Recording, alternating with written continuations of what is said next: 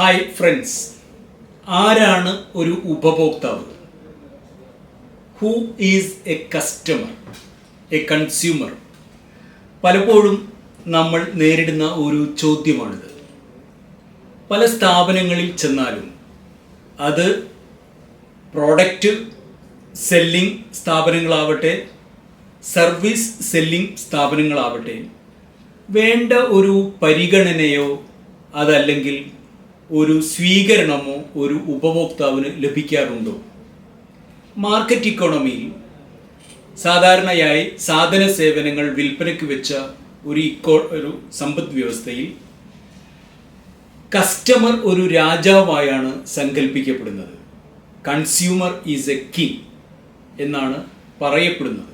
എന്നാൽ അത്തരത്തിലുള്ള ഒരു പരിഗണനയോ അതിൻ്റെ ഒരു 100-1 സ്വീകരണമോ ഉപഭോക്താവിന് ലഭിക്കാറില്ല. നിങ്ങൾ ആലോചിച്ച് നോക്കൂ, ഒരു സ്ഥാപനത്തിൽ കയറി വന്ന് സാധനമോ സേവനമോ വില കൊടുത്ത് വാങ്ങുന്ന ഒരാളെയാണ് നമ്മൾ കസ്റ്റമർ, കൺസ്യൂമർ അഥവാ ഉപഭോക്താവ് എന്ന് വിളിക്കുക. ഉപഭോക്താക്കൾ കയറിയിറങ്ങി സാധന സേവനങ്ങൾ വില കൊടുത്ത് വാങ്ങുന്നത് കൊണ്ടാണ് നമ്മളുടെ സമ്പദ് വ്യവസ്ഥ സ്ഥായിയായോ ഒരളവിൽ പുരോഗതിയിലോ നിലനിൽക്കുന്നത്. അതുകൊണ്ട് തന്നെ ഒരു കസ്റ്റമറുടെ സംതൃപ്തിയാണ് ഒരു സ്ഥാപനത്തെ സംബന്ധിച്ചിടത്തോളം അതിന് വിജയിക്കുവാൻ ആവശ്യമായ അടിസ്ഥാന ഘടകം. ഒരു സ്ഥാപനം അവിടുത്തെ സെയിൽസ്മാൻ ആവട്ടെ, സർവീസ് നൽകുന്ന ആളുകളാവട്ടെ, പരമാവധി ഉപഭോക്താവിൻ്റെ സംതൃപ്തി ലഭിക്കുന്ന തരത്തിലുള്ള സാധന സേവന പ്രക്രിയ നടത്തുമ്പോഴാണ് സ്ഥാപനം പേരെടുക്കുന്നത്. ഉപഭോക്താവിന് ഏതൊരു സാധനവും പരിശോധിച്ച് തൃപ്തിപ്പെടാനുള്ള അവകാശമുണ്ട്. അതായത് അയാൾക്ക് തനിക്ക് ആവശ്യമുള്ള സാധനമോ സേവനമോ തിരഞ്ഞെടുക്കുവാനുള്ള അവകാശമുണ്ട്.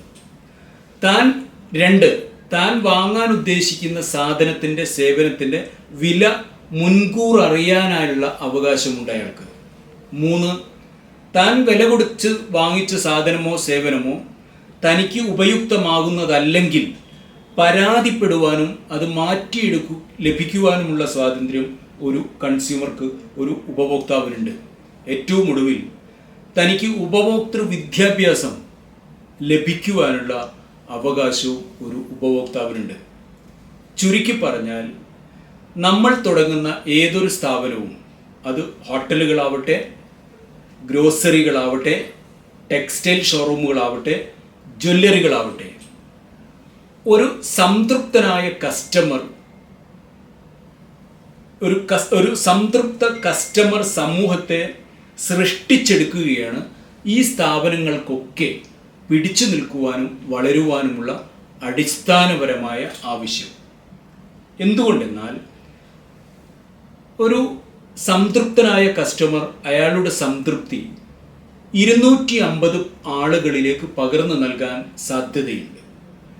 ഒരു അസംതൃപ്തനായ കസ്റ്റമർ ആവട്ടെ, തൻ്റെ അസംതൃപ്തിയും 250 ആളുകളിലേക്ക് പകർന്നു നൽകാൻ സാധ്യതയുണ്ട്.